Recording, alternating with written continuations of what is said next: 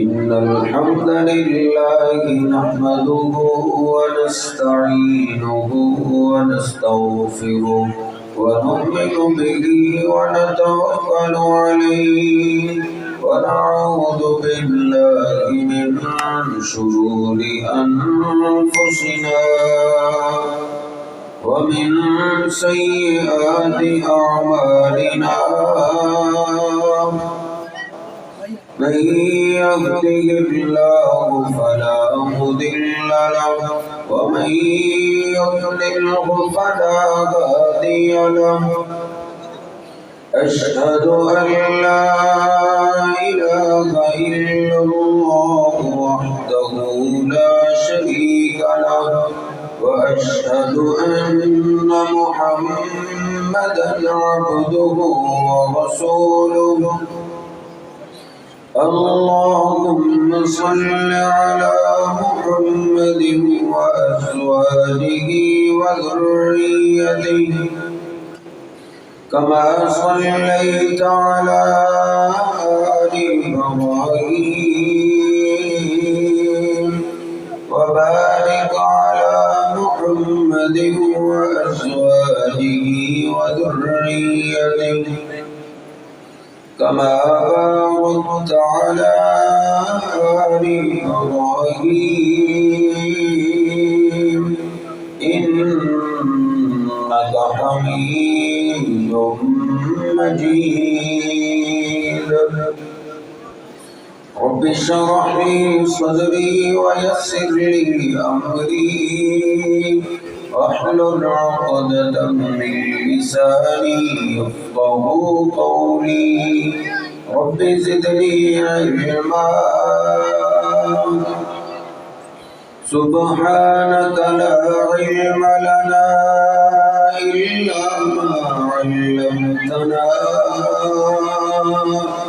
إنك أنت العليم الحكيم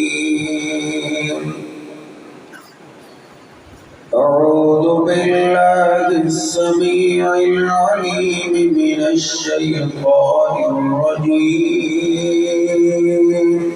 من همزه ونفخه ونفسه بسم الله الرحمن الرحيم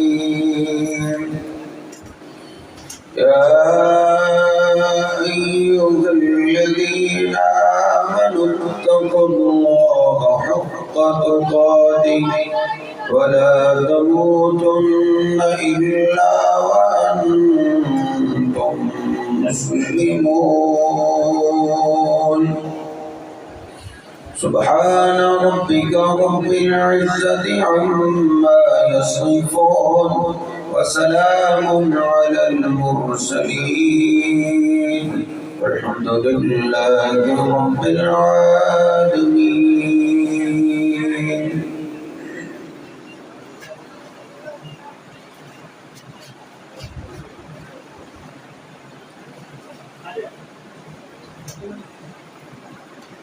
اب تو دنیا کے ہر شہر اور ہر قصبے ہر گاؤں میں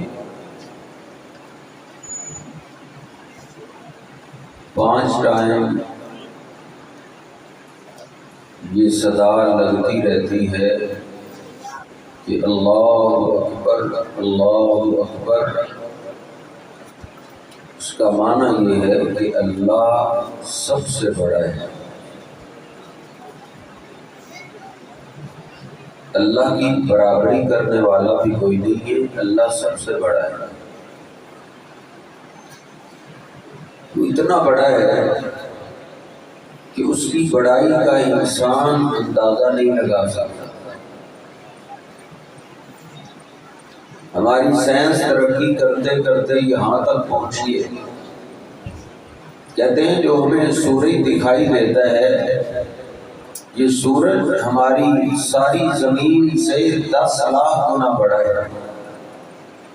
10 لاکھ زمینیں سورج میں آ سکتی ہیں، اور آپ جانتے ہیں جو چیز جتنی زیادہ دور ہوتی ہے اتنی چھوٹی نظر آتی ہے۔ سورج جو ہماری زمین سے کئی لاکھ گنا بڑا ہے وہ ہمیں ایک فٹ بال سا نظر آتا ہے، تو آسمان کتنا بڑا ہوگا جس کا کنارہ ہی نظر نہیں آتا، اور ہم آواز سنتے ہیں اللہ اکبر، یہ آسمان بھی چھوٹا ہے، اللہ سب سے بڑا ہے۔ یعنی انسانیت اندازہ نہیں لگا سکتی کہ اللہ کتنا بڑا ہے۔ اسی لیے اللہ پاک نے میرے اور آپ کے محبوب پیغمبر کو بھی یہی حکم دیا ہے، وَرَبَّكَ فَكَبِّرْ، او میرے پیغمبر آپ بھی اپنے رب کی بڑائی بیان کیجیے، آپ بھی اللہ کو اکبر پڑھا کریں۔ نبی پاک صلی اللہ علیہ وسلم نماز شروع کرتے اللہ کو اکبر پڑھتے، رکوع جاتے اللہ کو اکبر پڑھتے کہ اللہ ہی سب سے بڑا ہے۔ سجدے میں سر رکھ کے آپ کیا پڑھتے؟ اللہ اکبر، اللہ سب سے بڑا ہے۔ میں نے آپ کے 24 گھنٹے حدیث پاک کے اندر تلاش کیے، آپ دن رات میں 500 سے زیادہ دفعہ اللہ اکبر پڑھا کرتے تھے کہ اللہ سب سے بڑا ہے۔ جیسے وہ سب سے بڑی ذات ہے، ایسے ہی وہ شہنشاہ سب سے بے پرواہ ہے۔ اس کا اعلان ہے قرآن پاک میں 22واں پارہ سورہ فاطر، اللہ کہتا ہے یا ایھا الناس انتم الفقراء الی اللہ، اور دنیا کے لوگوں انتم الفقراء الی اللہ، لوگوں میں نہ کوئی پیغمبر بچا، نہ کوئی ولی بچا، نہ کوئی صحابی بچا، نہ کوئی عام امتی بچا۔ اللہ کہتا ہے وہ میری مخلوق کے سارے لوگوں انتم الفقراء الی اللہ، تم سارے اللہ کے در کے فقیر ہو، تم سب اللہ سے مانگنے والے ہو، اللہ دینے والا ہے، تم اللہ سے لینے والے ہو۔ واللہ هو الغنی الحمید، تم سب کو اللہ کی پرواہ ہے، اللہ وہ ذات ہے جس کو کسی کی کوئی پرواہ نہیں۔ اور آگے اللہ پاک نے اپنی بے پرواہی کا تذکرہ کیا ہے، اللہ کہتا ہے ان یشاء یذہبکم، او میرے بندو اگر تمہارا رب چاہے تو تم سب کو ختم کر دے۔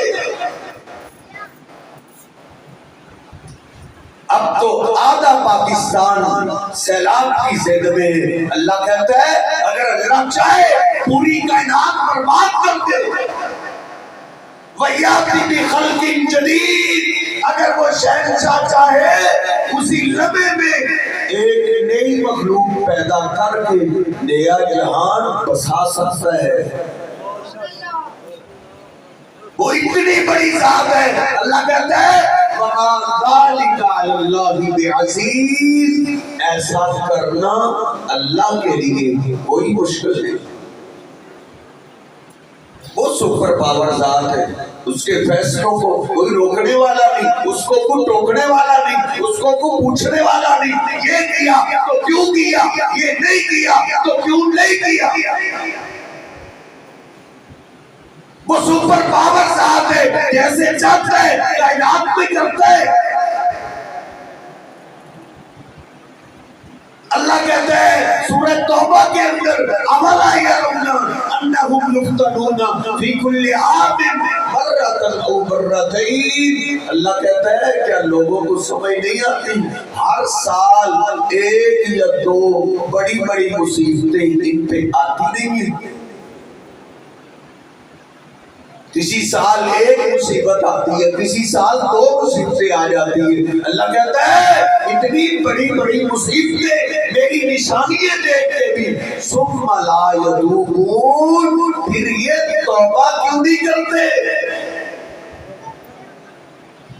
بڑے بڑے عذابوں کو دیکھ کے بھی توبہ نہیں کرتے۔ جو سودی کاروبار کر رہا ہے وہ لگا ہوا ہے، جو رشوت لینے میں لگا ہوا ہے، اپنی بیٹیوں کو حرام کھلانے میں لگا ہوا ہے، وہ اپنا سرکل اسی طرح جاری رکھے ہوئے بڑے بڑے عذاب دیکھ کے بھی اللہ کہتا ہے ثم لا یتوبون، پھر بھی یہ توبہ نہیں کرتے۔ گندا موبائل استعمال کر رہا ہے ساری ساری رات تو یہ لگا ہوا ہے، زناکاری بدماشی میں لگا ہوا ہے، بڑی بڑے عذاب بھی اس کو توبہ پہ مجبور نہیں کر رہے۔ اس آیہ مبارکہ میں اللہ مجھے اور آپ کو کیا درس دے رہے ہیں؟ اللہ یہ سمجھا رہا ہے میں عذاب بھیجتا ہوں تاکہ میرے بندے توبہ کر لیں، میرے در پہ آ گئے، مجھ سے معافی مانگ لیں۔ اللہ کہتا ہے وَلَنُذِيقَنَّهُم مِّنَ الْعَذَابِ الْأَدْنَىٰ دُونَ الْعَذَابِ الْأَكْبَرِ، ہم بڑے عذاب سے پہلے چھوٹے چھوٹے عذاب بھیجتے ہیں لَعَلَّهُمْ يَرْجِعُونَ، تاکہ بندے میری طرف واپس آ جائیں، مجھ سے توبہ کر لیں، مجھ سے معافی مانگ لیں۔ کیونکہ جتنی بھی مصیبتیں آتی ہیں، جتنی پریشانیاں آتی ہیں، وہ انفرادی ہو یا اجتماعی عذاب آ جائے، اللہ نے کیا فرمایا؟ ما اصابکم من مصیبت فبما کسبت ایدیکم، تمہیں جو بھی مصیبت جو بھی آفت آتی ہے وہ تمہارے گناہوں کی وجہ سے آتی ہے۔ اللہ کہتا ہے وَيَعْفُو عَنْ كَثِيرٍ، او میرے بندو تمہارے بہت سے گناہ تو ہم ویسے ہی معاف کر دیتے ہیں، سارے گناہوں کی سزا نہیں ہوتی، یہ بعض گناہوں کی اللہ پکڑ کرتا ہے۔ معنی یہ ہے کہ توبہ کی طرف آ جائے، اللہ کہتا ہے اسْتَغْفِرُوا رَبَّكُمْ إِنَّهُ كَانَ غَفَّارًا، تم اپنے رب سے معافی مانگو تو صحیح، تمہارا رب تمہیں بہت جلد معاف کر دیتا ہے۔ معافی مانگنے میں دیر ہے، اس کے معاف کرنے میں کوئی دیر نہیں،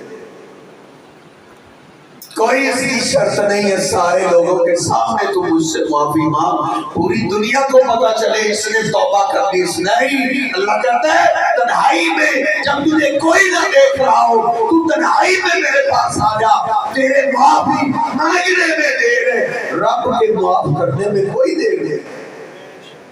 استغفروا ربکم انہ کان غفارا یرسل السماء علیکم مدرارا، اللہ کہتا ہے تم معافی مانگو گے تمہیں اللہ ضرورت کی بارش دے گا، جب ضرورت ہوگی اس وقت بارش ہوگی، جتنی ضرورت اتنی بارش۔ وَيُمْدِدْكُمْ بِأَمْوَالٍ وَبَنِينَ، تم توبہ کر لو اپنے گناہوں سے، معافی مانگ لو، اللہ کہتا ہے میں تمہیں اولاد بھی دے گا، اولاد سے تمہاری مدد کروں گا، تمہیں مال دوں گا، مال سے میں تمہاری مدد کروں گا۔ معافی مانگنی چاہیے، معافی، ہاں معافی تو تب بھی بندہ مانگتا ہے نا پتا ہو یہ میں گناہ کر رہا ہوں۔ ایک بندے کو گناہ کا پتہ ہی نہیں، وہ گناہ کو گناہ سمجھ ہی نہیں رہا، وہ توبہ کیسے کرے گا؟ کون سا ایسا گناہ ہے جس کی سزا، جس گناہ پہ اللہ کو سب سے زیادہ غصہ آتا ہے اور اللہ اس کی سزا ادھار نہیں کرتا، دنیا میں ہی لاتا کرتا ہے؟ کئی جرم ایسے بخاری شریف میں ہے، مسلم میں، نبی پاک صلی اللہ علیہ وسلم صحابہ میں ایک تشریف فرماتے ہیں، آپ نے فرمایا اجتنبوا السبع الموبقات، اور میرے صحابہ کئی گناہ ایسے جو گناہ معاشرے میں، جس معاشرے میں، جس محلے میں، جس گھر میں، جس شہر میں، جس صوبے میں، جس ملک میں وہ گناہ آ جائے تو ان گناہوں کی وجہ سے اللہ دنیا میں عذاب نازل کرتا ہے، وہ گھر برباد ہو جاتا ہے، وہ محلہ تباہ ہو جاتا ہے، وہ گاؤں بربادی کی طرف چلا جاتا ہے، وہ شہر مٹ جاتے ہیں جن میں وہ گناہ آ جائے۔ صحابہ عرض کرتے وما قلنا یا رسول اللہ، اللہ کے رسول ہمارے ماں باپ آپ پہ قربان ہو جائے، وہ حلال کر دینے والے گناہ کون سے ہیں؟ आपने पहला गुनाह शुमार किया, आपने फरमाया अश्शिरकु बिल्लाह, जिस अल्लाह ने सारी कायनात को बनाया है, जो सबसे बड़ी जात है, किसी एक इंसान को उस अल्लाह के बराबर कर देना, ये सबसे बड़ा गुनाह है। पैगंबरों की शान अपनी जगह है, बुजुर्गों की शान अपनी जगह है, लेकिन इनको शान अल्लाह ने ही तो दी है, इनको पैदा अल्लाह ने ही तो की है। किसी को उठा के बंदा अल्लाह के बराबर कर दे, अल्लाह का शरीक कर दे, ये ऐसा जुर्म है। जिस बस्ती में, जिस शहर में, जिस मुल्क में ये गुनाह आ जाए, उस मुल्क पे तबाही नाज़िल हो जाती है, तबाही।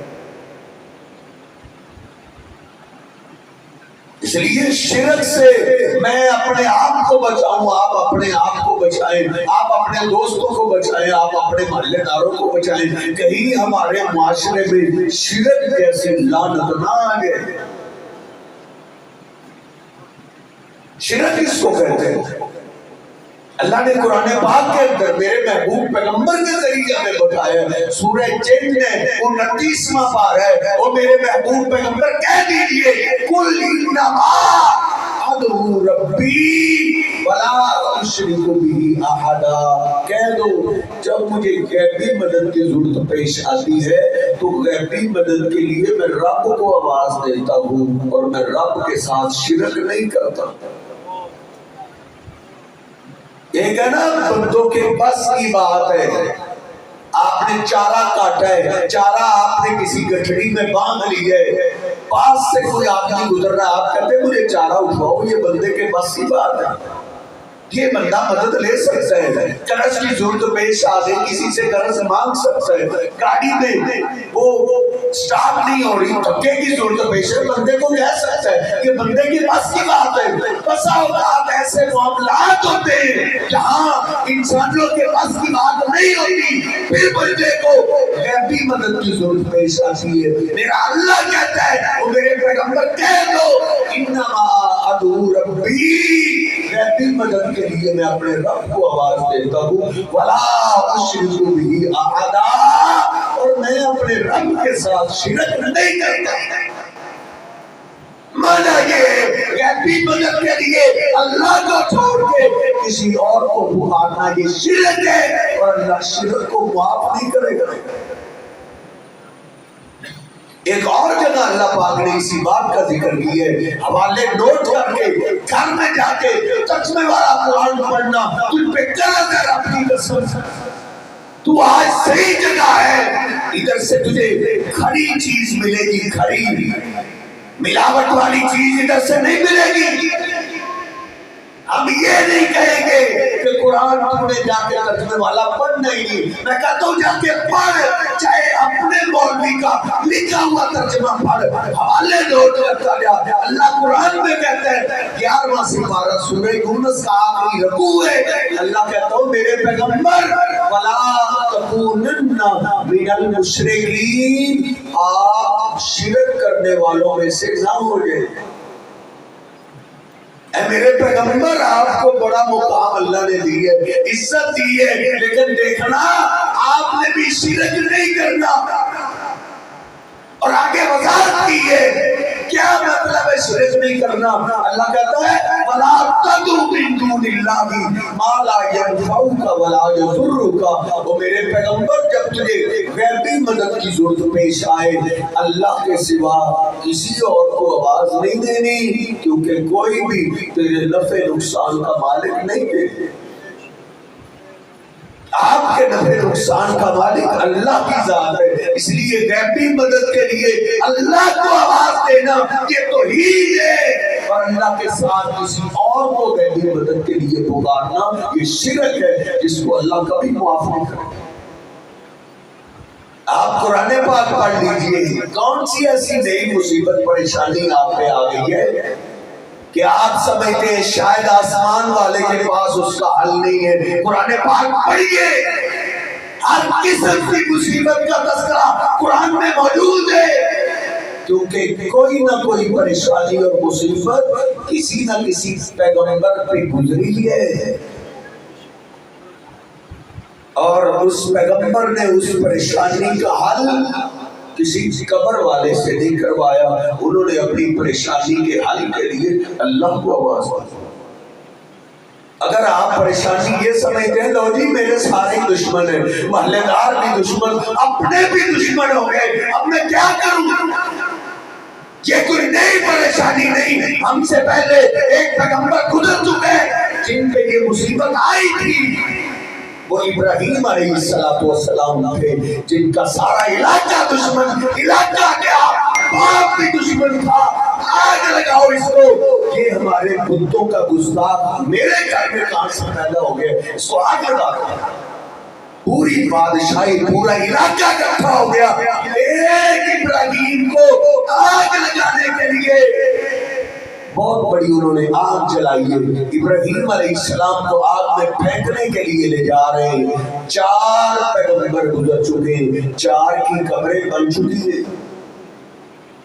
بابا جی آدم علیہ السلام گزر چکے، ان کی قبر بن چکی ہے۔ نوح علیہ السلام گزر چکے، ان کی قبر بن چکی ہے۔ ہود علیہ السلام گزر چکے، صالح علیہ السلام گزر چکے، کئی پیغمبر ولی گزر چکے ہیں۔ ابراہیم علیہ السلام کو غیبی مدد کی ضرورت پیش آئی تو انہوں نے آواز کس کو دی؟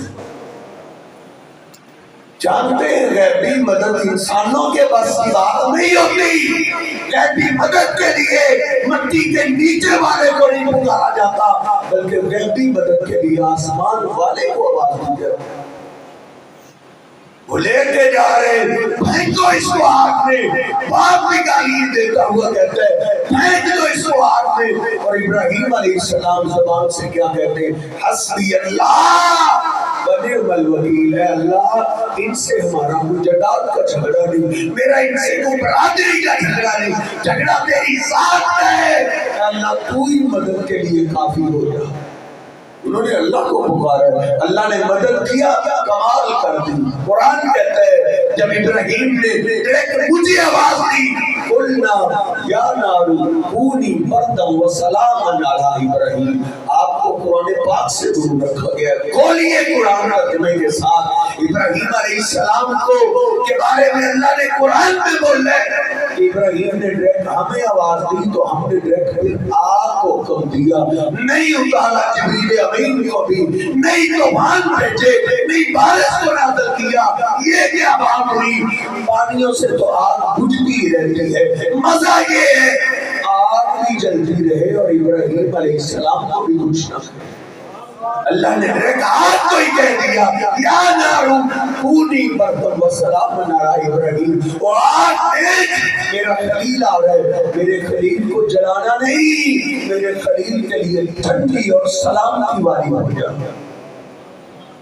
ابراہیم علیہ السلام پہ یہ مصیبت آئی ہے، انہوں نے اللہ کو آواز دی، اللہ کو پکارا۔ کون سی ایسی نئی مصیبت آ گئی ہے، کون سی پریشانی نئی آ گئی ہے جو کسی نہ کسی پیغمبر پہ نہ آئی ہو؟ دیکھ یہ ابراہیم علیہ السلام بھی دنیا سے چلے گئے، ان کے بیٹے اسحاق اور اسماعیل علیہ السلام وہ بھی پیغمبر تھے، وہ بھی دنیا سے چلے گئے۔ آگے ان کا بیٹا اسحاق علیہ السلام کا بیٹا یعقوب علیہ السلام تھی، ان پہ بھی بہت بڑی مصیبت آ گئی۔ یہی مصیبت ہے نا، کوئی اولاد کی وجہ سے پریشان ہے، کسی پہ بیٹے کی پریشانی آ جاتی ہے۔ دیکھ اس پیغمبر پہ بیٹے کی وہ پریشانی آئی جس پریشانی کو سن کے ایک باپ کانپ جاتا ہے۔ بیٹوں نے آ کے بتایا بابا آپ کے بیٹے یوسف کو بھیڑیا کھا گیا۔ یعقوب علیہ السلام رو پڑے، میرے بیٹے کو تو خواب آیا تھا سورج بھی سجدہ کرتا ہے، چاند بھی سجدہ کر رہا ہے، میرے بیٹے کو تو ستارے بھی سجدہ، یہ کیسے ہو سکتا ہے؟ نہیں، اللہ نے تو میرے بیٹے کو بڑی عزت دینی ہے۔ اب دیکھ باپ پیغمبر ہے، ان کی خبر بن چکی ہے، دادا پیغمبر ابراہیم اللہ کے خلیل ہے، ان کی خبر بن چکی ہے۔ تو پڑھ قرآن سورہ یوسف 12واں سپارہ جا کے ترجمے والا پڑھ۔ یعقوب علیہ السلام نے بولا اپنے باپ کو یا اسحاق مدد، وہ اسحاق میری مدد کے لیے پہنچو، یا ابراہیم مدد، وہ ابراہیم میری مدد کے لیے پہنچو۔ جانتے غیبی مدد کے لیے زمین والے کو نہیں پکارا جاتا، غیبی مدد کے لیے آسمان والے کو آواز دی جاتی ہے۔ مصیبت تو بہت بڑی آ گئی ہے، اور یہ باپ ہی جانتا ہے۔ اللہ سب کے بیٹوں کی حفاظت فرمائے۔ لوگ کہتے ہیں نا آج سے جس کو دفن کر دے اس کی آس امید تو ختم ہو ہی جاتی ہے، لیکن اللہ نہ کرے گم ہو جائے بیٹا تو اس کی یاد تو پل پل کر پاتی ہے۔ یعقوب علیہ السلام کی چیخ نکلی اور کیا بولا؟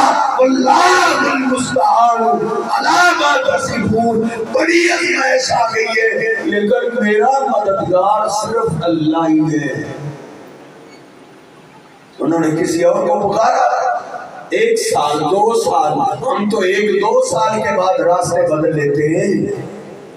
1-2 سال کیا 40 سال گزر گئے، انہوں نے پھر بھی اللہ کا در نہیں چھوڑا۔ ہمیں تو دوسرے سال دوست بھی مشورہ دینے لگ جاتے ہیں، بھائی اللہ سے کام نہیں ہو رہا، کہیں اور جانا تھا۔ تو آپ کو فیڈر بھی تھے، آپ کہہ نہیں سکتے بھائی اللہ سے بڑی ذات کون سی ہے، 5 ٹائم تو صدا سنتے اللہ اکبر، اللہ سب سے بڑا ہے۔ جب اللہ بڑا ہے، بڑے کے در سے دیر تو ہو سکتی ہے، دیر تو نہیں نہ ہو سکتی، خیر تو اسی در سے ملے گی۔ یعقوب علیہ السلام روتے رہے، اتنا روئے قرآن کہتا ہے اللہ کے آگے روتے روتے وَبِيَضَّتْ عَيْنَاهُ، آنکھیں سفید ہو گئی، انہوں نے پھر بھی رب کا در نہیں چھوڑا۔ اللہ تجھ سے ہی بیٹھا لینے، میرا یوسف دلا دے۔ بیٹوں نے آگے کہا بابا تمہیں یوسف کی پڑی ہے، آپ کے دوسرے بیٹے بنیامین نے چوری کی ہے، وہ چوری کے کیس میں جیل میں بند ہو گیا۔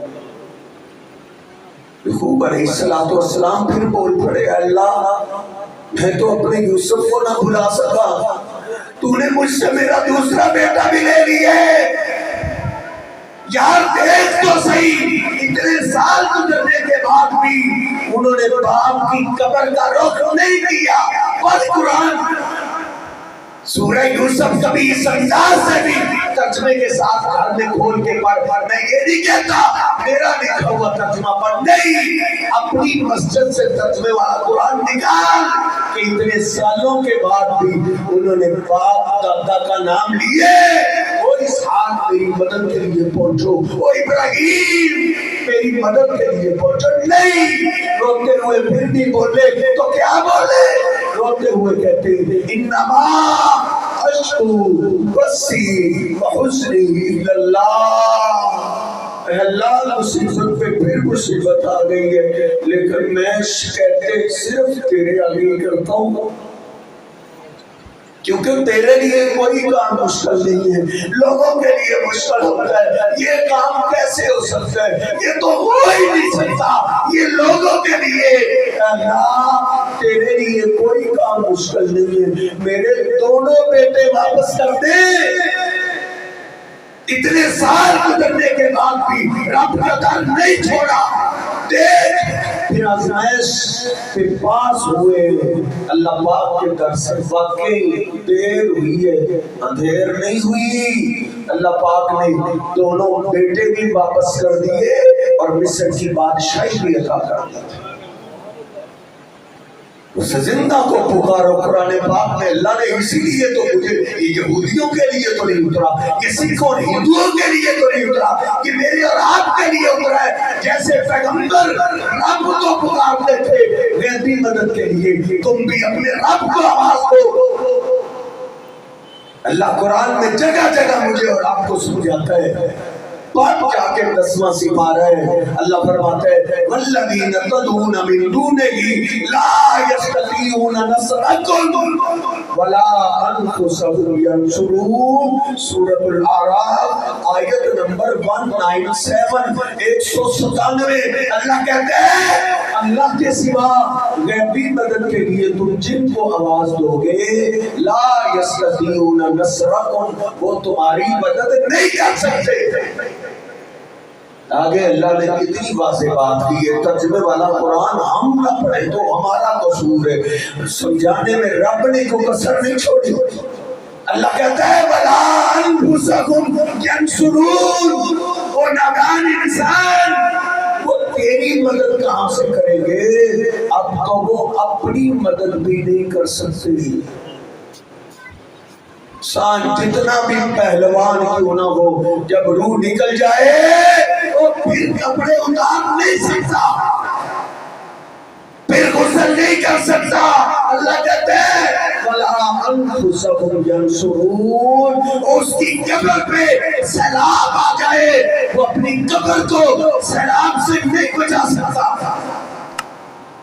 اللہ نے تجھے پاکستان میں دکھا بھی دیے، لوگوں نے جھیل کے وہ بند توڑ دیے ایک دربار کو بچانے کے لیے. میرے رب کا عذاب آیا، دربار پھر بھی نہ بچا.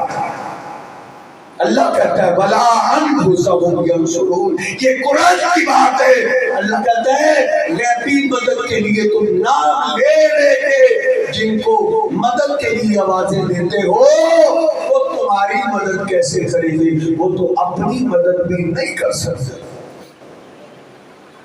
اللہ کا عذاب نہ ہے تو اور کیا ہے؟ پیغمبروں میں سے آپ ایک ایک کی زندگی پڑھتے جائیں، اولیاء میں سے ایک ایک کی زندگی پڑھتے جائیں، کوئی بھی اللہ کے ساتھ شرک کرنے والا نہیں تھا. اور یاد رکھیے جب کلمہ پڑھنے والا شرک کرتا ہے تو پھر اللہ اس کو دنیا میں سزا ضرور دیتا ہے. ایک کلمہ پڑھنے والا بنی اسرائیل وہ بھی تھے نا، وہ کہتے تھے اللہ ہم فرعون کی غلامی میں کیا کر سکتے ہیں؟ فرعون کی غلامی میں اے اللہ آزادی دے، پھر دیکھنا ہم تیری عبادت کیسے کرتے. اللہ پاک نے دشمن کو غرق کر دیا آنکھوں کے سامنے. اللہ نے نجات عطا کر دی. لِنَنْصُرَ كَيْفَ تَعْمَلُونَ. اللہ نے کہا اب ہم دیکھتے آزادی ملنے کے بعد تم کیا کرتے ہو. ان کو آزادی مل گئی. آزادی ملنے کے بعد اللہ پاک نے موسیٰ علیہ السلام کو اپنی ملاقات کے لیے طور پہاڑ پہ 40 دن کے لیے بلا لیا. پیچھے سے بنی اسرائیل نے اللہ کے مقابلے میں بچڑے کی پوجا شروع کر دی. بچڑے کو پوجنے لگے، سجدے نظر و نیاز رکوع جھکاؤ ساری باتیں اس کی کرنے لگے. اور کیا کہتے تھے ما نعبدہم الا لیقربونا الی اللہ زلفیٰ. ہم ان کی عبادت تو نہیں کرتے، ہم تو ان تک عبادت پہنچاتے ہیں کہ یہ عبادت ہماری اللہ تک پہنچا دو. بچڑے کی اس انداز سے انہوں نے پوجا شروع کی. اللہ پاک نے موسیٰ علیہ السلام کو واپس بھیجا کہ جاؤ دیکھو اپنی قوم کی حالت.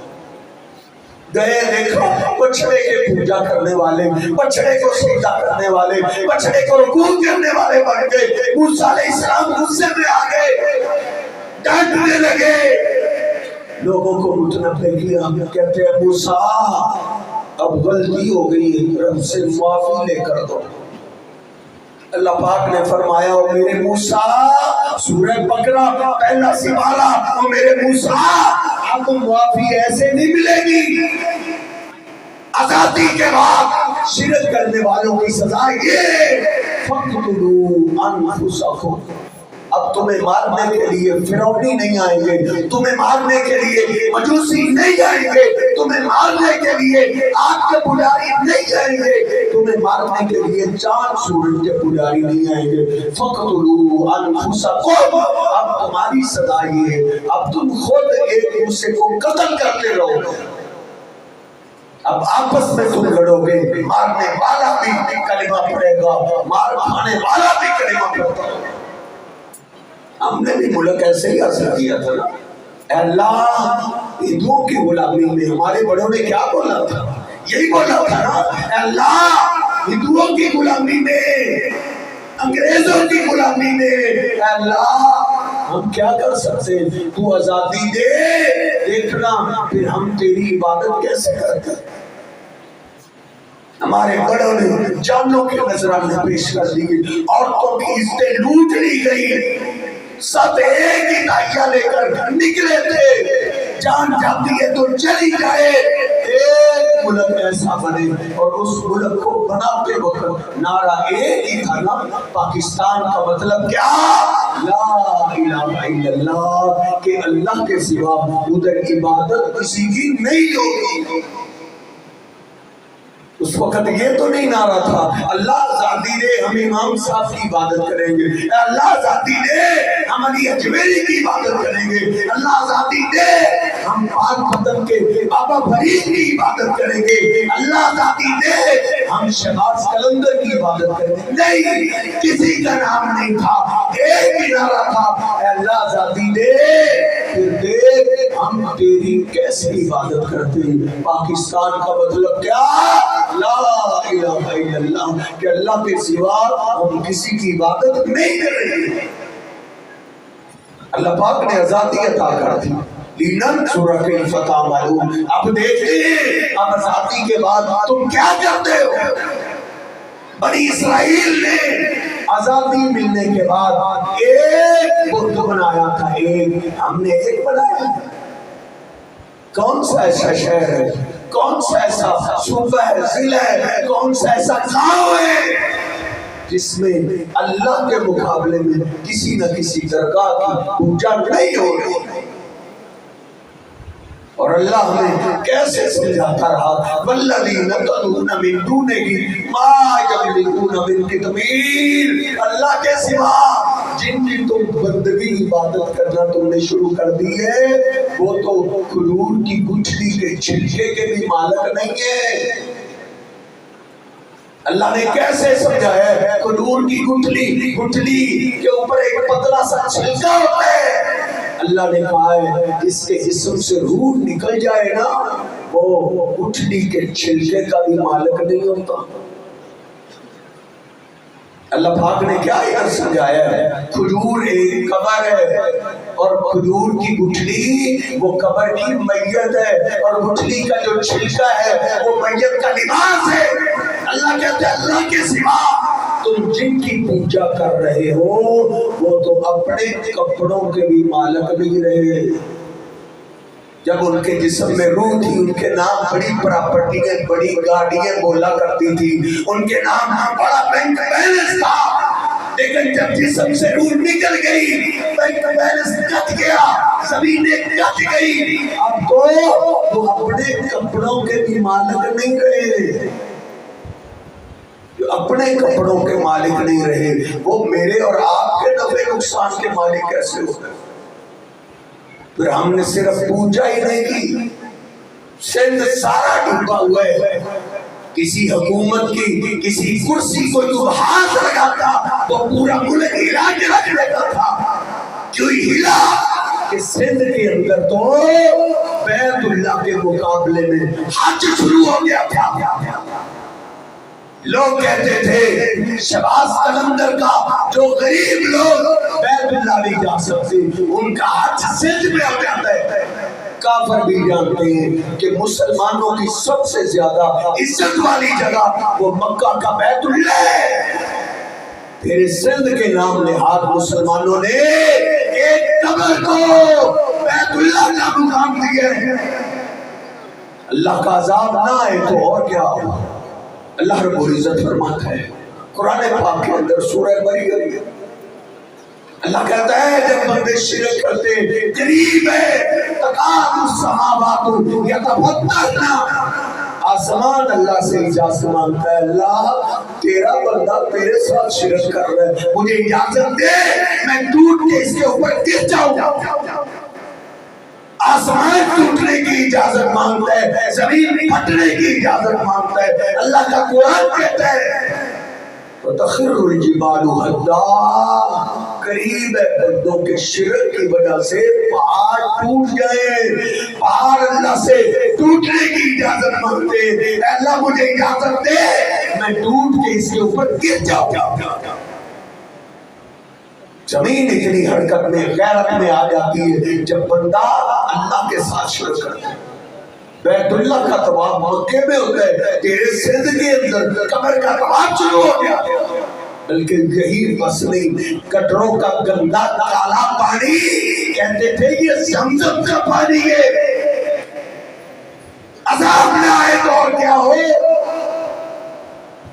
کس کا زمزم کا پانی ہے؟ کہاں ہے شہباز قلندر کا دربار جو اپنی قبروں کو نہ بچا سکے وہ تمہارے اور میرے نفع نقصان کے مالک نہیں ہو سکتے.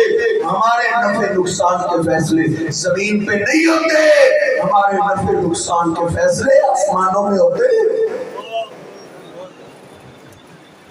کہتے ہیں جی وہ ہے تو پیالہ پانی لیکن خارش بھی ہوتی. میں نے اپنے شہر میں بولا تھا, ادھر بھی کہتے تھے جو ادھر ایک دفعہ نہا لیتا ہے اس کو خارش نہیں ہوتی.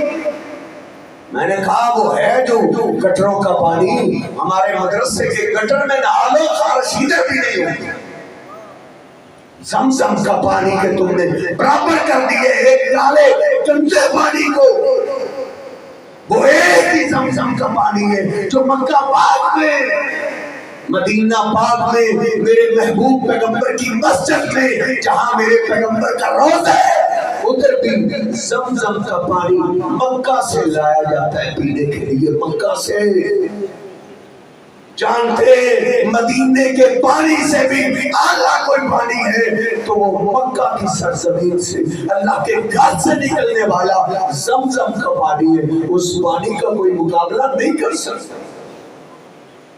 لیکن تیرے پاکستان کے اندر یہ سنگین جرم بھی ہوا ہے, یہ سنگین جرم بھی. ادھر کسی کی ٹوپی کو وہ ہاتھ لگا دے, کسی کی کرسی سے اس کو اٹھانے کی کوشش کرے, اس نے ملک کو ہلا دیا, لیکن اللہ کی عزت ایسے نیلام ہوتی رہی, کوئی حرکت میں آیا. کدھر گئے توڑنے شاہ پیدا کرنے والا, اس کا دربار پانی کی زد میں آیا تو اپنے دربار کو نہیں بچا سکا. نہیں ہے کوئی بھی نفع نقصان کا مالک. اللہ کہتا ہے وَلَا أَنفُسَهُمْ يَنْصُرُونَ, جن کے جسم سے روح نکل جائے وہ اپنی مدد بھی نہیں کر سکتے, وہ اپنی قبروں کو بھی نہیں بچا سکے. تیرے پاکستان میں اتنا بڑا بھی ظلم ہوتا ہے, اتنا بڑا بھی ظلم. جاہل لوگ کبیر الدین شاہ کے پاس جا کے کہتے تھے اولاد دے دے, پہلا بیٹا تیرا ہوگا باقی سارے میرے ہوگے. پہلا بیٹا پیدا ہوتا وہ اس دربار پہ چھوڑ کے آتے اور ادھر کے گدی نشین ظالم وہ چھوٹے سے معصوم بچے کے سر پہ لوہے کی ٹوپی پہنا دیتے تھے, لوہے کی. اور یتیم خانے بنانے والوں تمہارے ملک میں یہ بھی ظلم ہوتا رہا ہے. لوہے کی ٹوپی پہنا دی جاتی, بچہ بلکتا رہتا کئی سال روتا رہتا, بچے سے ٹوپی اتاری نہ جاتی اور وہ ظالم ٹوپی اتارتے نہیں تھے. پھر بچے کے سر کی گروتھ نہیں ہوتی, سر چھوٹا رہ جاتا, اس کو پھر وہ نام دیتے تھے یہ توڑنے شاہ کا چوہا ہے. پھر اس کو لے کر ڈر پہ بھیک مانگتے تھے. حکمران اور سیاستدان انہوں نے ملکوں کے پیسے تو لوٹے, لیکن یہ سارا مافیا ظالم لوگوں کے ایمانوں کو لوٹے. کدھر گئے ہیں وہ آج بیٹے دینے والے, بیٹیاں دینے والے, پانی کی زد میں آ گئے, وہ اپنی قبروں کو نہیں بچا سکتے. واپس آ جائیے. اللہ فرماتا ہے وَمَا يُؤْمِنُ أَكْثَرُهُم بِاللَّهِ إِلَّا وَهُمْ مُشْرِكُونَ. شیطان کبھی کبھی ایسے بھی لوگوں کو وہ دھوکہ دیتا ہے. لوگ سمجھتے ہیں میں ایمان لے آیا ہوں. سورہ یوسف میں اللہ کہتا ہے ایمان کا دعویٰ کرنے کے باوجود وہ رہتے مشرک ہیں. وہ جو اللہ کا مقام تھا نا وہ بزرگوں کو, اللہ کے بندوں کو, اللہ کی مخلوقات کو دے دیتے, رہتے مشرکی ہیں. نبی پاک صلی اللہ علیہ وسلم نے جب مکہ فتح کیے ہیں آپ نے کیا کیا ہے, بت آپ نے گرانے شروع کر دیے, بت توڑنے شروع کر دیے. جو بت اوپر لگے ہوئے تھے آپ نے جناب علی پاک کو کہا اشہد علیہ, علی ادھر آؤ, میرے کندھوں پہ سوار ہو کے جو اوپر بت ہے ان کو بھی گراؤ. उन जालिमों ने बैतुल्लाह के अंदर इब्राहिम और इस्माइल अलैहिस्सलाम की तस्वीरें बनाई हुई थी। अल्लाह के महबूब पैगंबर ने उन तस्वीरों को तोड़ दिया। इब्राहिम इस्माइल अलैहिस्सलाम इधर नहीं है, वो अल्लाह की जन्नतों में जा चुके हैं। ये ख्याली इन्होंने तस्वीरें बनाई है। मेरे महबूब पैगंबर ने उन तस्वीरों को तोड़ दिया, तोड़ के बाहर फेंक दिया, और आप बैतुल्लाह के दरवाजे पे खड़े सारे मक्का के लोग कैदी बन के सामने बैठे। पहले आप खुतबा दिया करते थे, इन्नल हम्दलिल्लाह व नहमदुहू। नहीं, आज ऐसे नहीं। आज आपके खुतबे का आगाज हो रहा है ला इलाहा इल्लल्लाह। बुत टूट गए। आज के बाद अल्लाह के मुकाबले में न किसी बाबे की इबादत होगी, न किसी वक्त की इबादत होगी। मेरे महबूब पैगंबर ने खुतबे के बाद आपने अपनी तलवार जनाब अली पाक को थमाई। सही मुस्लिम में, सुनन नबी दाऊद में, तिरमिज़ी में, नसाई में, इब्न माजा में आपने तलवार थमाई और आपने फरमाया मेरे अली जाओ, तलवार लो, साथियों को साथ ले जाओ। ला रअयत कब्रन मुशरिफन इल्ला सवैतहु वला सूरतन इल्ला तमस्तहु। जाओ निकलो, जहां जहां इस्लाम का कानून है, जहां जहां तक इस्लामी हुकूमत है। ये थी रियासत मदीना।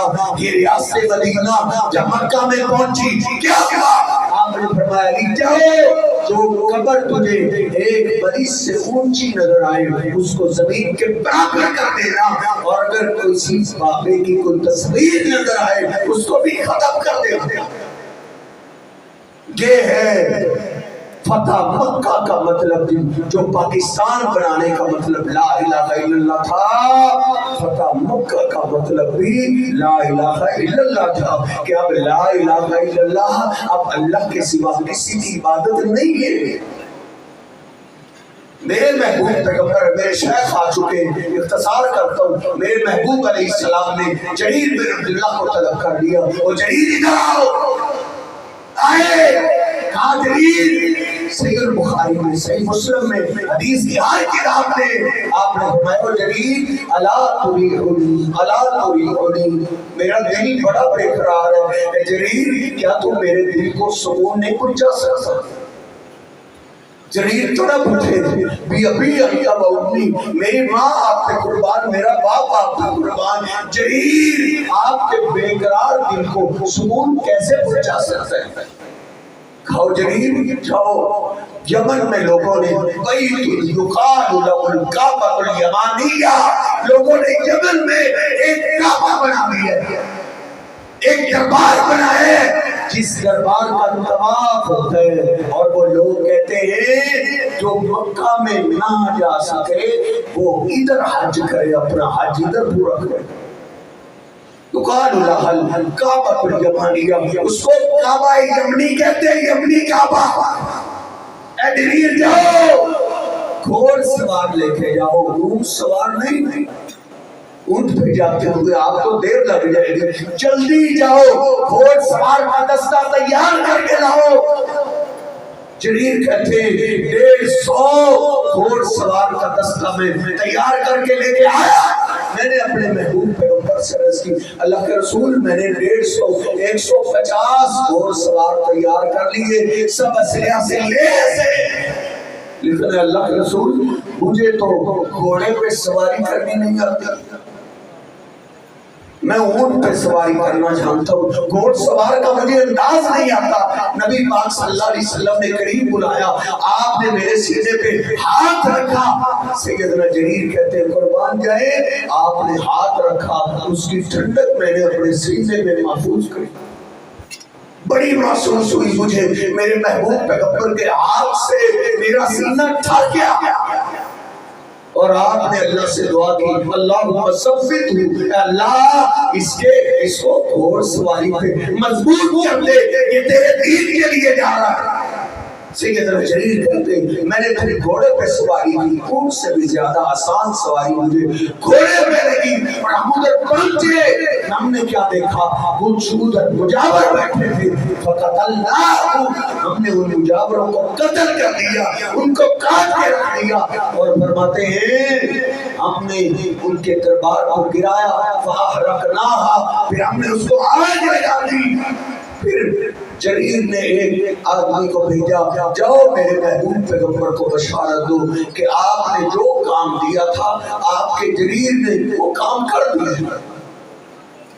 قربان جائے، صحیح بخاری میں نے پڑھا جب وہ قاصد میرے محبوب پیغمبر کے پاس پہنچا، نبی پاک صلی اللہ علیہ وسلم نے ہاتھ اٹھا لیے، اے اللہ جریر پہ اس کے قافلے پہ اپنی رحمتیں نازل کر، برکتوں سے مالا مال کر دے۔ نبی پاک صلی اللہ علیہ وسلم نے دعا کی، ہاتھ نیچے آ گیا، آپ نے پھر ہاتھ اٹھایا، میرے محبوب پیغمبر تو ایک دفعہ بھی دعا کر دے کافی ہے، لیکن آج اللہ کے محبوب پیغمبر اتنے خوش ہوئے، آپ نے 5 دفعہ دعا کی، اے اللہ جریر پہ اپنی رحمتیں نازل کر دے، برکتوں سے مالا مال کر دے۔ میرے محبوب پیغمبر علیہ السلام کی یہ ریاست مدینہ جب مکہ میں پہنچی تو اس کائنات میں جہاں جہاں اسلامی مسلمان پہنچ سکتے تھے ادھر کوئی درگاہ نہیں بنی تھی جس کی اللہ کے مقابلے میں پوجا جاتا۔ آؤ واپس پلٹاؤ، اللہ ہمیں دعوت دیتا ہے، وَسَارِعُوا إِلَىٰ مَغْفِرَةٍ مِّن رَّبِّكُمْ وَجَنَّةٍ۔ آؤ توبہ کر لو، توبہ کرنے سے عذاب ٹلتے، جہاں سے میں نے بات شروع کی وہی ختم کرتے۔ جو قوم معافی مانگنے والی ہو، اللہ کا قرآن کہتا ہے ان پہ عذاب نہیں آتا۔ ابو جہل اینڈ کمپنی وہ بیت اللہ کے غلاف کے ساتھ چمٹ کے اللہ سے دعا کر رہی ہے، اس کی دعا کا ذکر اللہ نے قرآن میں کیا ہے۔ کیا کہتا تھا؟ اللہم ان کان ھذا ھو الحق من عندک فامطر علینا حجارۃ من السماء۔ اے اللہ اگر یہ ہمارا یتیم غریب محمد صلی اللہ علیہ وسلم تیرا سچا پیغمبر ہے تو ہم پہ پتھر برسا دے۔ یہ ابو جہل دعا کر رہے ہیں، ہم پہ پتھر برسا، ابھی بنا بھی عذاب علیم، اگر اس سے بھی سخت عذاب ہے اللہ تو دے سکتا ہے تو اس سے سخت عذاب نازل کر دے اگر یہ تیرا سچا پیغمبر ہے۔ کہ اس نے دعا کی، اللہ نے جواب دیا، کمان کر۔ وہ ذات بھی کمال ہے، اس کی جواب بھی کمال ہے، اس کا کلام بھی کمال ہے۔ اللہ نے کہا میرے پیغمبر ایسی بات نہیں ہے کہ ہم ان پہ عذاب نازل نہیں کر سکتے، نہیں، بلکہ تیرے رب کے 2 قانون ہیں، 2۔ اللہ نے اپنے 2 قانون کا تذکرہ کیا ہے، دل پہ ہاتھ رکھ کے ان دونوں قانونوں کو سنو۔ اللہ کہتا ہے وَمَا كَانَ اللَّهُ لِيُعَذِّبَهُمْ وَأَنْتَ فِيهِمْ۔ اور میرے پیغمبر پہلا اللہ کا قانون یہ ہے جس بستی میں آپ موجود ہو وہ بستی والے عذاب مانگے بھی تو اللہ ان کو عذاب نہیں دیتا۔ آپ کو ہم نے رحمت بنا کے بھیجا ہے، آپ کی ذات رحمت ہے۔ جب تک مکہ میں آپ کی ذات کا اللہ احترام کرتا ہے مکہ والوں پہ عذاب اللہ نازل نہیں کرے گا۔ اب تو مان جانا چاہیے، غصہ مت کیجیے، ٹھنڈے دل کے ساتھ سوچئے، پاکستان آدھا ڈوب چکا ہے، اللہ کا عذاب آ گئے تو مان جاؤ اللہ کے محبوب پیغمبر پاکستان میں نہیں ہے۔ یہ قرآن کا پکا قانون ہے میرے رب کا، 10واں سپارہ والا نوٹ کر کے لے جا، ترجمے والا قرآن اللہ کہتے ہیں جس بستی میں آپ ہو اللہ ان کو عذاب نہیں دیتا۔ جب تک میرے محبوب پیغمبر علیہ السلام مکہ میں رہے مکہ میں عذاب نہیں آیا تھا۔ لوگ آپ کو دھوکہ دیتے رہے، جھوٹ بولتے، پھر بھی تیری آنکھیں نہیں کھلتی، وہ تجھ سے فراڈ کرتا ہے، فراڈ۔ کبھی کہتا ہے دم بدم پڑھ درود، رسول بھی ہے یہاں موجود۔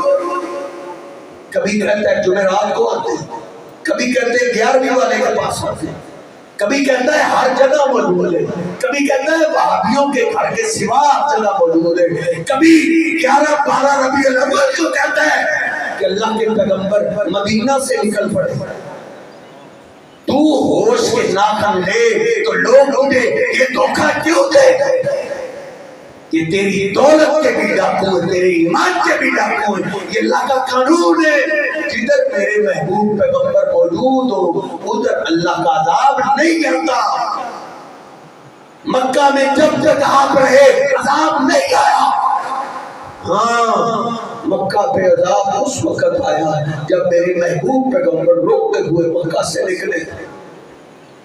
جناب صدیق کہتے ہیں میرے محبوب کی آخری نگاہ بیت اللہ پہ پڑ رہی ہے اور آپ کی آنکھوں میں آنسو جاری ہے. روتے ہوئے آپ وہاں سے نکل رہے اور کہہ رہے اللہ کے گھر دل تو نہیں چاہ رہا میں تمہیں چھوڑ کے چلا جاؤں لیکن میری قوم کے لوگ مجھے رہنے نہیں دے رہے.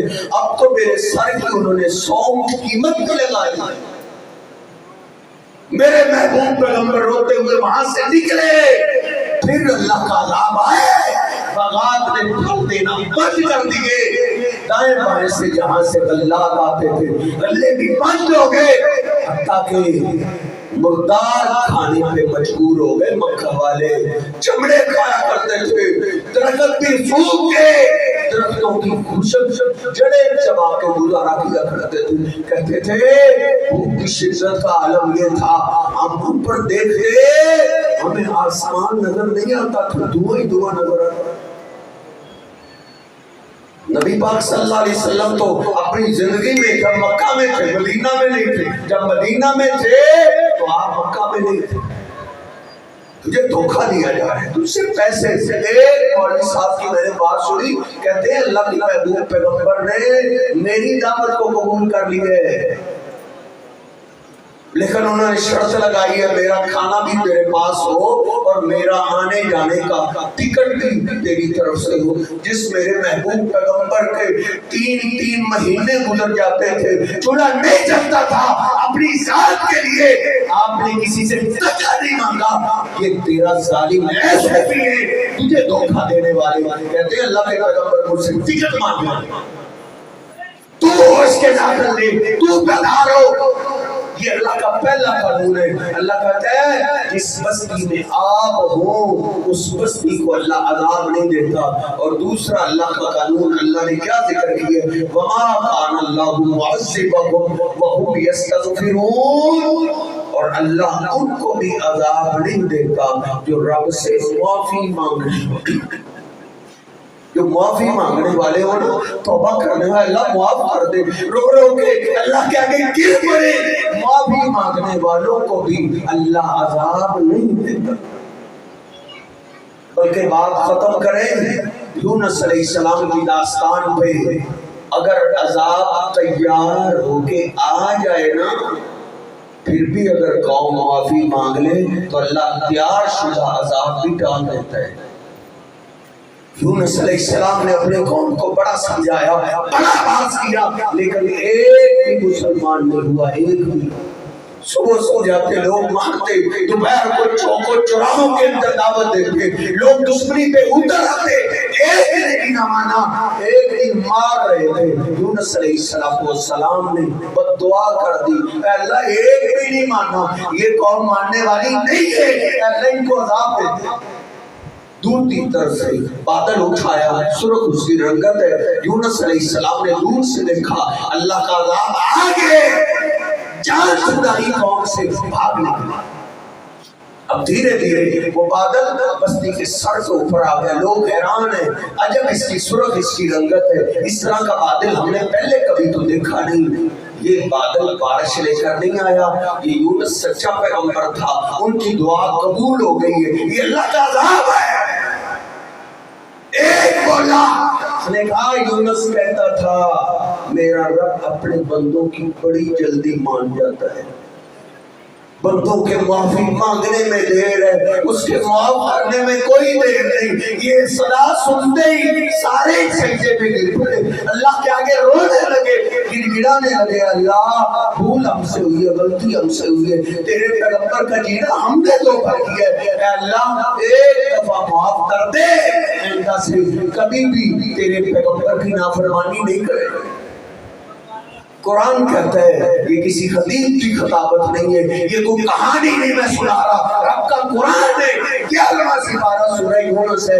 اللہ کہتا ہے فلولا كانت قرية آمنت فنفعها ایمانها الا قوم یونس. لوگوں آج تک کبھی ایسا نہیں ہوا کہ آیا ہوا عذاب میں نے ٹال دیا ہو سوائے یونس کی قوم کے.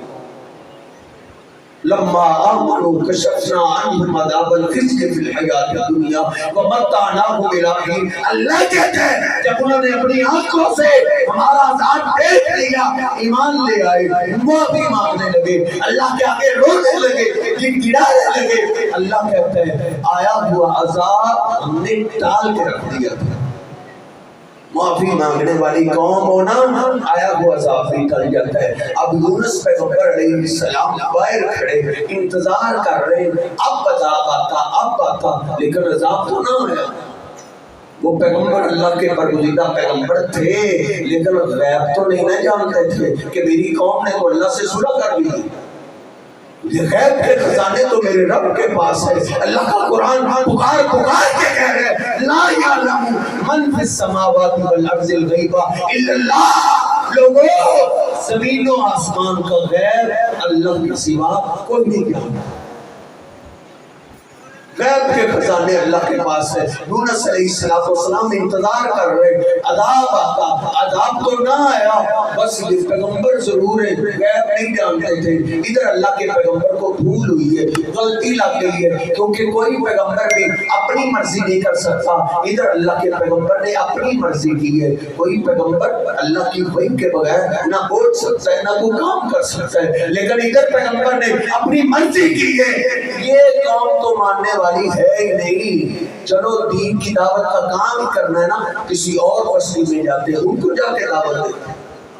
اجازت لینا بھولے, ادھر سے نکلے آگے دریا آیا, دریا کے کنارے کشتی, کشتی سواریوں سے بھری ہوئی. یونس علیہ السلام نے کشتی میں چھلانگ لگائی ہے, اللہ نے کشتی کو چلانا شروع کر دی ہے. کشتی دریا کے درمیان میں پہنچی, کشتی سے چھوٹے کھانے لگی, کشتی ڈولے کھانے لگی, سواریاں چلا اٹھی اللہ تیری کشتی کو کیا ہے, نہ کوئی طوفان ہے نہ کوئی آندھی ہے, بغیر طوفان کے چھولے کیوں بڑھ رہے. اللہ پکار اٹھا وَإِذَا رَكِبُوا فِي الْفُلْكِ دَعَوُا اللَّهَ مُخْلِصِينَ لَهُ الدِّينَ. ادھر زمین والا کوئی تمہارے کام نہیں آئے گا. ادھر نجات چاہتے ہو تو آسمان والے کو آواز دو. سارے آسمان والے کو پکار رہے لیکن چھولے بڑھ رہے, ان کو موت نظر آنے لگی. اللہ کھڑا ہو گیا, کہتے ہیں مجھے سمجھ آ گئی ہے, پہلے بھی کشتی طوفان میں پھنستی تھی, آسمان والے کو آواز دیتے تھے, وہ نجات دے دیتا تھا. آج آسمان والے کو پکارنے سے بھی نجات نہیں مل رہی. لگتا ہے ہماری کشتی میں وہ آیا ہے جس کو آسمان والا پار نہیں کرنا چاہتا. وہ کون ہے؟ اس نے تو مرنا ہی مرنا ہے, اس نے تو ڈوبنا ہی ڈوبنا ہے. وہ ہمیں تو نہ لے ڈوبے, کوئی بھی نہ اٹھا. قرآن یاسین سے اگلی سورت صافات ہے, اس کا آخری رکوع ہے. اللہ کہتا ہے وَإِنَّ يُونُسَ لَمِنَ الْمُرْسَلِينَ إِذْ أَبَقَ إِلَى الْفُلْكِ الْمَشْحُونِ فَسَاهَمَ فَكَانَ مِنَ الْمُدْحَضِينَ. لوگوں یونس میرے برگزیدہ پیغمبروں میں سے تھے, دوڑے کشتی میں سوار ہوئے, کشتی جب پھنس گئی انہوں نے کوڑا ڈالا تو کوڑا یونس علیہ السلام کا نکلا ہے. یونس علیہ السلام کھڑے ہو گئے, کہتے ہیں لوگوں میں ہی آسمان والے کی اجازت کے بغیر آیا ہوں. مجھے سمجھ آ گئی ہے جب تک میں کشتی میں رہوں گا کشتی کنارے نہیں لگ سکتا. آپ کس کو سمجھتے ہیں کشتی میں ڈوبنے اور اتارنے والا؟ دیکھ اللہ کا پیغمبر ہے, رب کشتی پار نہ کرنا چاہے, کوئی پیغمبر اپنی کشتی کنارے نہیں لا سکتا. تو کس کو سمجھ ہے معین الدین چشتی لگا دے پار کشتی, تیرا مولوی جھوٹا قصہ کرتا ہے. کیا ہوا؟ بڑھیا نے بس پاؤ دودھ ہی نہیں لیا تھا. پیر صاحب کو بڑھیا پہ غصہ نہیں آیا, اس کے بیٹے کی برات جا رہی تھی, پوری برات کو دبا دیا تھا, 12 سال کے بعد کار دیا. کوئی ہے پوچھنے والا یہ گپے کھڑنے والے سے؟ وہ پیر ایسے تو نہیں ہوتے تھے, وہ تو جو پیر سچے تھے وہ تو اللہ کے دوست تھے. برگزیدہ وہ پیر اللہ کے بزرگ ایسے تھے, ان کو لوگ پتھر بھی مارتے تو وہ دعا بھی نہیں دیتے تھے, وہ پتھر کھا کے بھی لوگوں کو دعا دیا کرتے تھے. وہ کیسے پیر تھے جن کو پاؤ دودھ نہیں ملا انہوں نے بیڑی نبو دی تھی. تو ہوش میں ناظر لے گا تو کام سلجھے گا, بیداری کا ثبوت دے۔ دیکھ یونس علیہ السلام کھڑے ہو گئے، کہتے میں رب کی ذات، سارے چلا اٹھے اور چھلانگ لگا یہاں سے، تو ہمیں بھی لے ڈوبا تھا۔ یونس علیہ السلام نے چھلانگ لگائی ہے، اللہ نے مچھلی کو حکم دی ہے، دیکھ میرا پیغمبر آ رہا ہے، اس سے بھول ہوئی ہے، اس کو پیٹ میں محفوظ کر لے۔ یونس علیہ السلام گئے سیدھے مچھلی کے پیٹ میں۔ اللہ کا قرآن کہتا ہے، سورۃ الانبیاء ہے 17واں سپارہ ہے، اللہ کہتا ہے فنادا فی الظلمات، یونس علیہ السلام کی آنکھ کھلی مچھلی کے پیٹ میں، تو اندھیرے ہی اندھیرے تھے۔ اندھیروں میں اللہ کا پیغمبر گھبرا گیا، گڑگڑانے لگا، رونے لگا، فنادا فی الظلمات، اے اللہ تو نے مجھے کون سی قید دی ہے؟ لوگ بھی قیدی بنتے، ان کے دوست احباب جاتے، ان کے رشتہ دار جاتے، ان کو تسلی دیتے، تو نے مجھے کون سی قید دی ہے؟ پوچھ اپنے مولانا سے، قرآن نکال کے دیکھ۔ یونس علیہ السلام نے مچھلی کے پیٹ میں غیبی مدد کے لیے آواز کس کو دی تھی؟ پیغمبروں کا پورا سلسلہ ہے، ولیوں کا پورا سلسلہ گزر چکے، سب کی قبریں بن چکی ہیں۔ یونس علیہ السلام نے مچھلی کے پیٹ میں باپ دادا اور دادا کو آواز نہیں دی، جانتے تھے غیبی مدد کے لیے زمین کے اندر والوں کو نہیں پکارا جاتا، غیبی مدد کے لیے آسمان والے کو آواز دی جاتی ہے۔ تیری گاڑی میں سٹیکر لگا ہوا ہے، تیرے دفتر میں سٹیکر ہوگا، تیری جس گاڑی میں سفر کرتا ہے شاید تیری گاڑی میں سٹیکر ہو، اللہ میں سٹیکر لگا ہو کہ یونس علیہ السلام نے مچھلی کے پیٹ میں روتے ہوئے کیا بولا؟ لا الہ الا انت سبحانک انی کنت من الظالمین۔ اے اللہ بھول مجھ سے ہوئی ہے، غلطی مجھ سے ہوئی ہے، لیکن ایک بات ضرور ہے، اس مصیبت سے نجات دینے والا تیرے سوا کوئی نہیں ہے۔ اللہ کہتا ہے فاستجبنا لہ، ہم نے اپنے یونس کی پکار کو سن لیا۔ آپ سمجھیں گے انہوں نے کسی کو آواز نہیں دی، وہ تو پیغمبر تھے، وہ کون سا کوئی عام امتی تھے؟ اللہ کو تو پتا تھا نا ساری صدیوں کا۔ اللہ نے اس اشکال کا جواب آگے ہی دے دیا۔ اللہ کہتا ہے وَكَذَلِكَ نُنْجِي الْمُؤْمِنِينَ، جس طرح یونس پیغمبر نے ہمیں ڈائریکٹ آواز دی، ایسے اگر کوئی مصیبتوں میں عام مومن بھی ہمیں پکارے، ہم اس کو بھی نجات دے دیں۔ ہر پیغمبر مشکل وقت کے اندر اللہ کو پکارتا رہے، اللہ سے مدد مانگتا رہے۔ اللہ کو عزت بوجھے آپ کو بھی یہ عقیدہ توحید سمجھنے کی توفیق عطا فرمائے۔ واقول قولی ھذا استغفر اللہ لی ولکم ولسائر